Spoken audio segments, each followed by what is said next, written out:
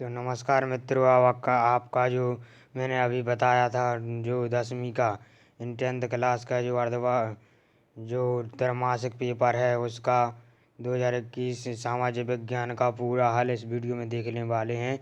हमने पिछली वीडियो में बताया था कि जो आपके प्रश्न हैं वह कितने आना है, कक्षा 10 के 23 आना है। तो पूरे 23 के उत्तर हम इस वीडियो में देखेंगे, पूरे प्रश्नों के उत्तर देखेंगे। तो चलिए स्टार्ट करते हैं कक्षा 10 का। तो पहला है आपका पहला प्रश्न है सही विकल्प चुनिए, यानी सही विकल्प चुनकर हमारे लिए लिखना है। तो पहला है ज्वारीय ऊर्जा निम्नलिखित में से किस प्रकार का संसाधन है, किस प्रकार का है। तो हमारा उत्तर नंबर का रहेगा पुनः पूर्ति योग्य। अब प्रश्न नंबर दूसरा कह निम्नलिखित में से किस प्रांत में यानी सौपानी खेती की जाती है, सौपानी खेती की जाती। तो हमारा उत्तर है ऑप्शन नंबर क्या घ, उत्तरांचल। कौन सा है? उत्तरांचल।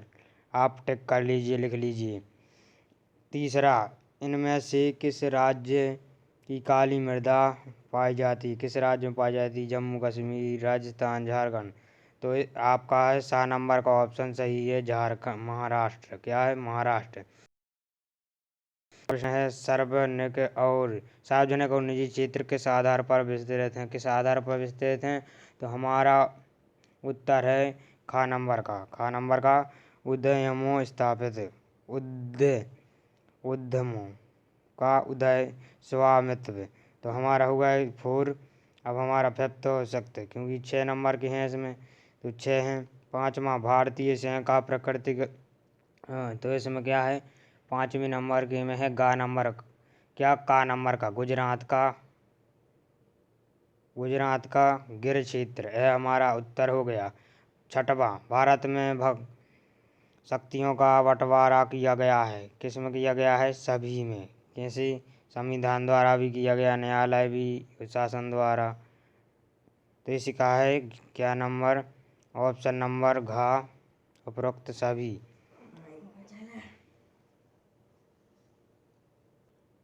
अब हमारे खालिस्तान यानी फिल इन द ब्लैंक्स। प्रश्न दूसरा है खालिस्तान रिक्त कीजिए। सेवा क्षेत्रक में रोजगार में उत्पादन के समान अनुपात में वृद्धि नहीं हुई है।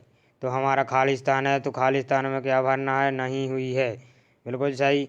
अब फिर है जल्दी से जल्दी ये लिख लीजिए, लर्न कीजिए, 100% आना है।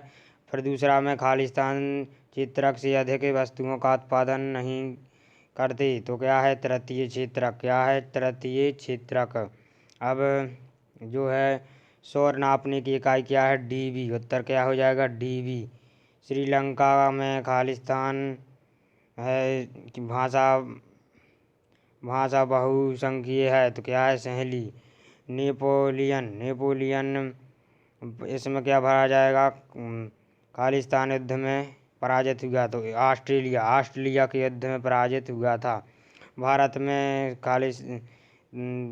साक्षरता प्रतिशत सबसे अधिक है, तो खालिस्तान भरना है केरल। क्या भरना है? केरल। अब हम देख लेते हैं क्वेश्चन नंबर 3। क्वेश्चन 3, एक वाक्य में या एक शब्द में उत्तर लिखिए। तो पहला है 1789 की क्रांति के समय फ्रांस का राजा कौन था? तो फ्रांस का राजा था 16वां, लुई 16वां। आपको लिख देना है लुई 16वां। ध्यान से सुनिएगा। और अब दूसरा है चौरा युद्ध यानी चौरा हत्याकांड कब हुआ? तो आपके लिखे थे 4 फरवरी 1922। कब हुआ? 1922। 4 फरवरी 1922 में हुआ। 4 फरवरी 1922 में। याद कर लीजिए, लिख लीजिए। अब भारत में कौन सा शासन प्रणाली है? तो आपके लिए क्या लिख देना है? भारत में एक लोकतांत्रिक गणराज्य है, जो संसदीय प्रणाली यानी भारत में संसदीय प्रणाली है, इसमें लिख देना है। पर्यावरण में अवांछित ये है, तो इसका उत्तर है पर्यावरण। क्या लिख देना है? प्रदूषण, सॉरी प्रदूषण लिख देना है। चौथे नंबर का हो गया 5वां। ऐसे वन जो ऋतु में आते हैं पतझड़, पत्ते गिरा करते हैं तो क्या करते? पतझड़ी वन, पतझड़ी वन। देश की बंधु को किसने भारत का मंदिर कहा? देश की बंधु को इसमें क्या है? महात्मा गांधी। छठवां का उत्तर है महात्मा गांधी। 6 हो गए। अब हमारा क्वेश्चन नंबर है चौथा, मिलान, जोड़ी करना है, जोड़ी मिलाना है। तो पहला है, पहला सम्मान अधिकारों और अवसरों के मामले में महिला और पुरुष की बराबरी मानने वाला व्यक्ति क्या कहलाता है? तो ऑप्शन नंबर जो पहला है इसका ऑप्शन नंबर बी सही है। पहला का बी, पहला कहाँ जाएगा? बी के यहाँ। बी क्या? धर्म को समुदाय का प्रमुख आधार मानने वाला व्यक्ति, मानने वाला व्यक्ति क्या कहलाता है? सांप्रदायिक। तो ये हो गया दूसरा, दूसरा ये पहला। और अब जाति को समुदाय का प्रमुख आधार मानने वाले व्यक्ति कहलाते हैं जातिवाद। क्या हो गया? ये हो गया तीसरा। अब जो चौथा है, व्यक्तियों के बीच धार्मिक मान्यताओं के आधार पर दूसरों के साथ भेदभाव नहीं करने वाला व्यक्ति, नहीं करने वाला, भेदभाव नहीं करने वाला, सी क्या है आपका? ऑप्शन नंबर सी है ये हो गया चौथा, धर्मनिरपेक्ष। अब 5वां, असिंचित भूमि, असिंचित भूमि, असिंचित भूमि यानी आपका है जी नंबर का ऑप्शन सही, E F G. Option number G है आपका, जिसमें लिखा है, तो आपके लिए हो गया आप A B C D E F G. G यहाँ लिखा नहीं है तो आप याद कर लें। 6वां है आपका, फसलों का कम मूल्य, कम मूल्य कम ब्याज। क्या? कम ब्याज, कम मूल्य कम ब्याज। आपके लिए यहाँ हो जाएगा कम ब्याज, ये इसका कम ब्याज हो जाएगा आपका। तो हमारी जो जोड़ियाँ हैं वह हो गई। अब अगली जल्दी से जल्दी देखते हैं। सत्ता सत्य, जल्दी से जल्दी सत्ता सत्य देख लीजिए। प्रश्न क्रमांक 5वां, लोकतंत्र हमेशा सामाजिक विभाजन के आधार पर समाज को क्या करता है? विघटन करता है। यह ट्रू है। क्या है? ट्रू यानी सत्य है। क्या है? सत्य।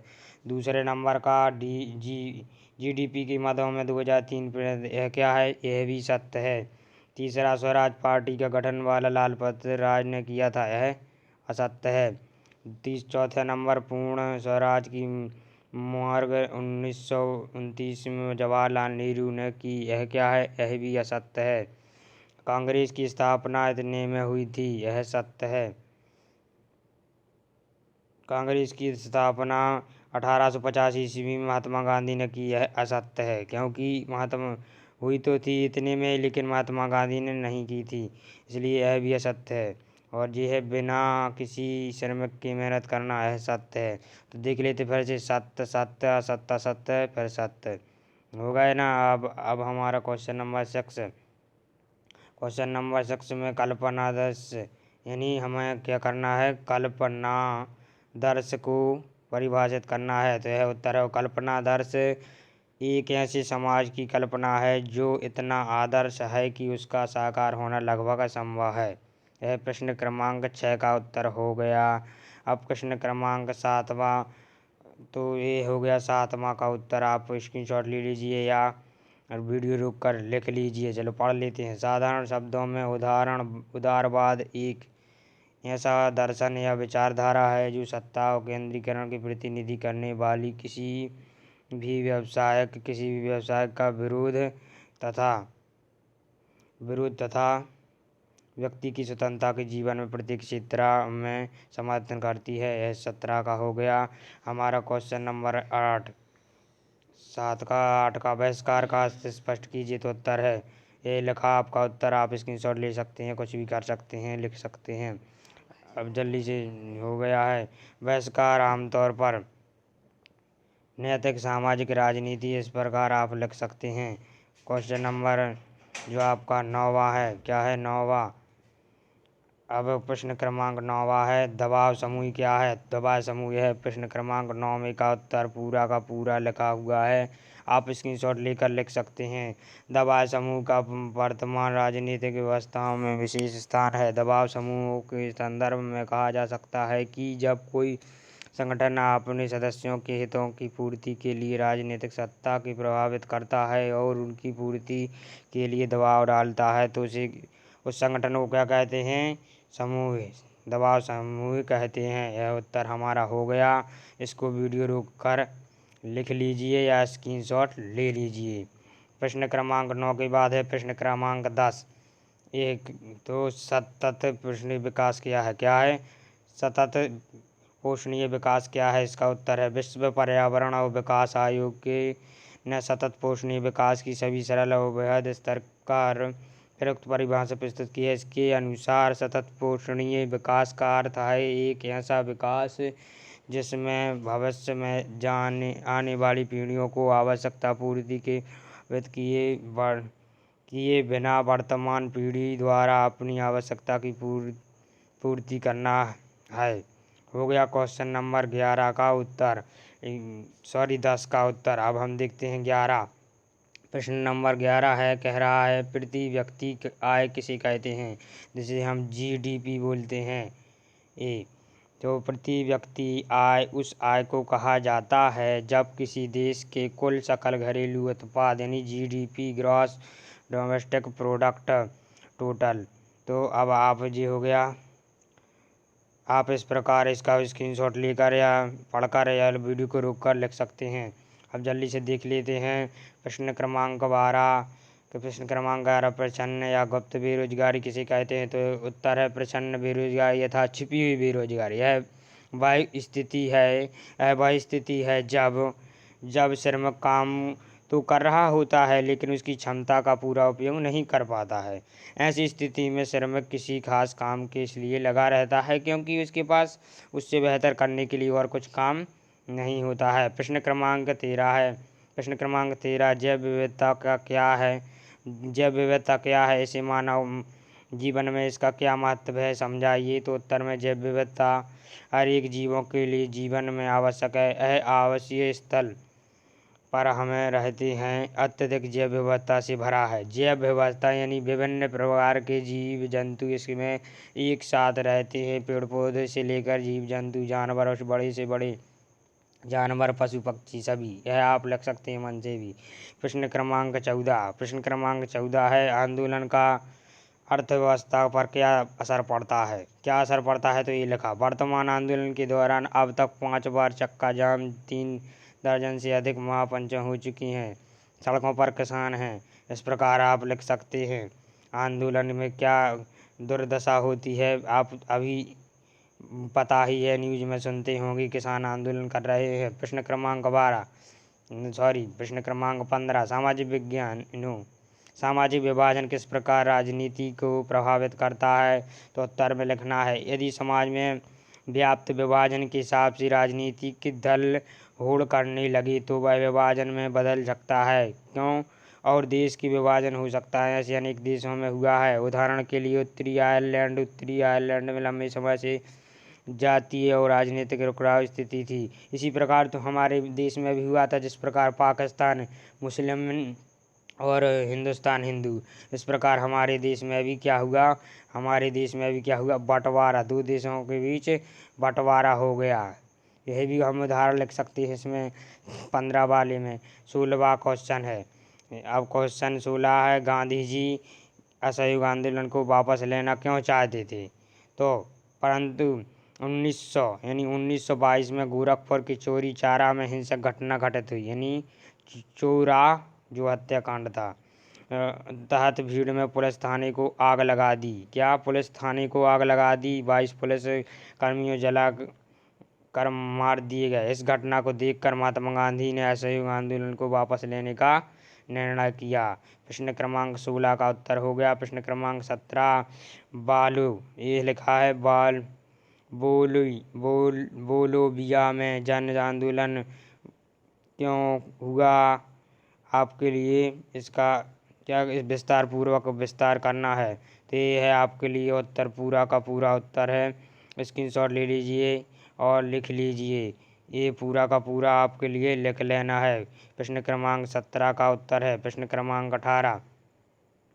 प्रश्न क्रमांक 18, बांगा भूमि और भूमि में अंतर लिखिए। इनमें दो भूमि हैं, पाठार और बांगा। तो इसके अंतर जी लिखिए। ये है बांगर और ये है खादर। बांगर और खादर भूमि।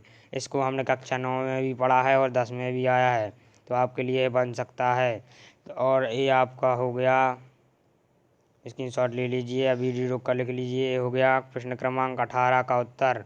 अब ये है प्रश्न क्रमांक 19। इसमें कह रहा है, आप तो इसको स्क्रीनशॉट ले लीजिए।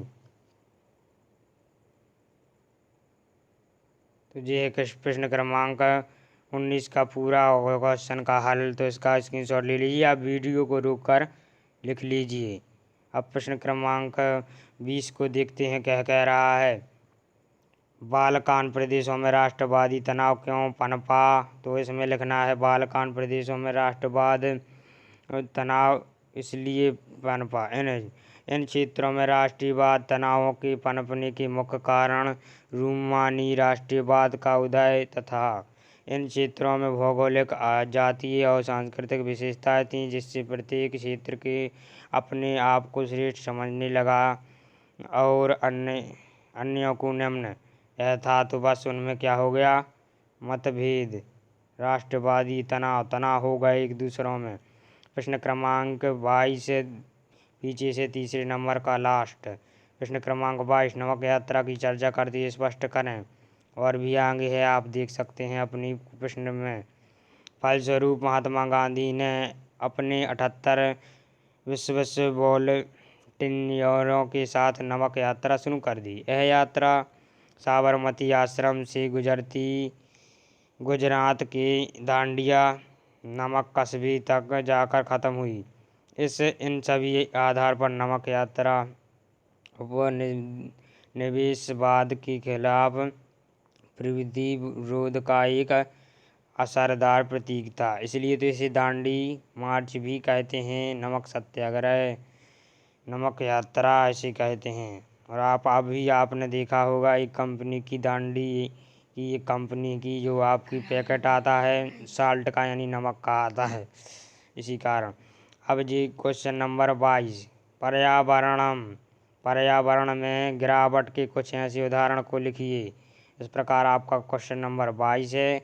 इसका उत्तर है, हम अपने आसपास कई उदाहरण देखते हैं जो पर्यावरण को दूषित कर रहे हैं, जैसे कूड़ा करकट, तालाबों पर पशुओं की नहलाना, लकड़ी का प्रयोग करने से धुआं निकलना, वनों का अत्यधिक कटाव, गाड़ियों का धुआं, उद्योगों, चिमनियों से निकला हुआ जहरीला बहुत काला काला धुआं। अब क्वेश्चन नंबर 23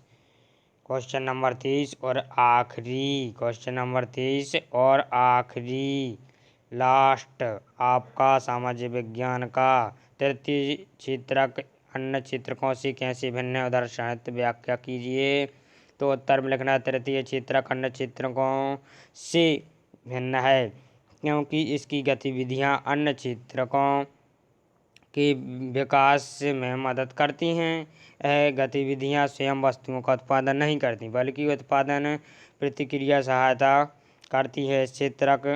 इसे सेवा क्षेत्रक या सेवा क्षेत्र भी कहते हैं क्योंकि सेवाओं का सृजन करती है।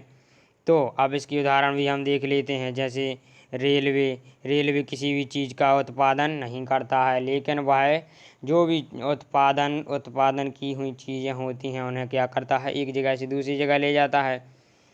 और इसी प्रकार कई, जैसे डॉक्टर है, वह उत्पादन तो करता नहीं लेकिन मदद करता है, सेवा करता है। इसी प्रकार कुली वो सामान तो बनाता नहीं, लेकिन वह अपनी हमारी जो सामान है वह एक जगह से दूसरी जगह ढोता है।